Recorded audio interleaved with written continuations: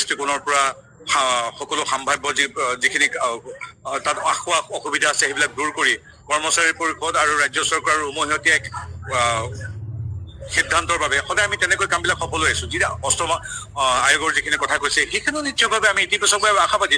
যদি পৰিয়ালৰ সদস্য বুলি আমি নিজকে গণ্য কৰো, সেইটো আৰু দাবী বুলি কথা নহয়, সেইখিনি আলোচনাৰ মৰ্মে সমাধান হ'ব। দাবী কেতিয়া জনায়? দাবী দ্বিতীয় পক্ষক জনায়। এইটোতো আমি এটা পৰিয়াল, ইয়াত দাবীৰ কথা নাই, ইয়াত ঘৰৰ ভিতৰত আলোচনা আহে।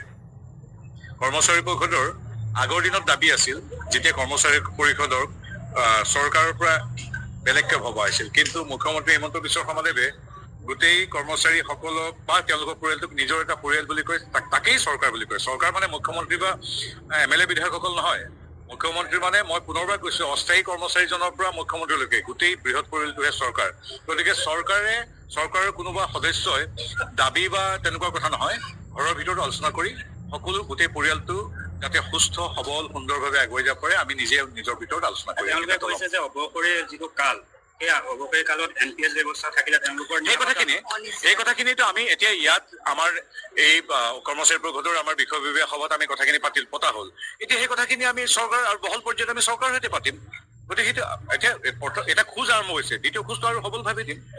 গতিকে এটাই মনত ৰাখিব, যিবিলাক কাম আগতে হোৱা নাছিল সেইবিলাক কাম এইখন চৰকাৰৰ দিনত হৈছে। আৰু সেইকাৰণে কৰ্মচাৰী পৰিষদৰ কেৱল কৰ্মচাৰীসকল নহয়, তেওঁলোকৰ পৰিয়ালৰ যি 20 লাখ সদস্য আছে, তেওঁলোকো আজিৰ তাৰিখত হিমন্ত বিশ্ব শৰ্মা বা মোদী ডাঙৰীয়া বা আমাৰ চৰকাৰৰ ওপৰত নিষ্ঠা আস্থা আৰু বিশ্বাস পোষণ কৰি আমি একেলগে হাতে হাত ধৰি আগবাঢ়িছো। গতিকে সেই আগৰ দিনৰ মানে কি দাবী আমুক এইবিলাক নহয়, আমি পৰিয়ালৰ ভিতৰত নিজেই সকলো। সদৌ কৰ্মচাৰী পৰিষদৰ 40 সংখ্যক বাৰ্ষিক অধিৱেশন, আৰু ইয়াত কেৱল এগৰাকী সাংসদ বা বিদেশ ৰাজ্য মন্ত্ৰী হিচাপে নহয়, আজি মাননীয় মুখ্যমন্ত্ৰী ডক্টৰ হিমন্ত বিশ্ব শৰ্মাদেৱৰ এগৰাকী প্ৰতিনিধি ৰূপেও আজি বৃহৎ পৰিয়ালটোৰ এই অধিৱেশনত অংশগ্ৰহণ কৰোঁ। ডক্টৰ হিমন্ত বিশ্ব শৰ্মাদেৱ প্ৰথম মন্ত্ৰী হোৱাৰ দিনটোৰ পৰাই এই সংস্থাটোৰ সৈতে এগৰাকী পৰিয়ালৰ সদস্য ৰূপে ওতঃপ্ৰোতভাৱে জড়িত। আৰু আমাৰ পৰিষদৰ তথা কৰ্মচাৰীসকলৰ স্থায়ী হওক বা অস্থায়ী হওক প্ৰতিটো অসুবিধা পৰ্যায়ক্ৰমে তেখেতে দূৰ কৰি আমাৰ লাখ লাখ কৰ্মচাৰীৰ পৰিয়ালৰ মুখলৈ হাঁহি আনিবলৈ সক্ষম হৈছে। এতিয়াও কিছু কৰিবলৈ বাকী আছে, আৰু আমি এইকাৰণে ভাল পাইছো যে কৰ্মচাৰী পৰিষদৰ প্ৰতিগৰাকী সদস্যই ডক্টৰ হিমন্ত বিশ্ব শৰ্মা বা ৰাজ্য চৰকাৰৰ ওপৰত গভীৰ আস্থা আৰু বিশ্বাস আছে যে তেখেত তথা তেখেতৰ নেতৃত্বাধীন মিত্ৰজোঁটৰ চৰকাৰে সকলোবিলাক নিয়াৰিকৈ সমাধান কৰিব।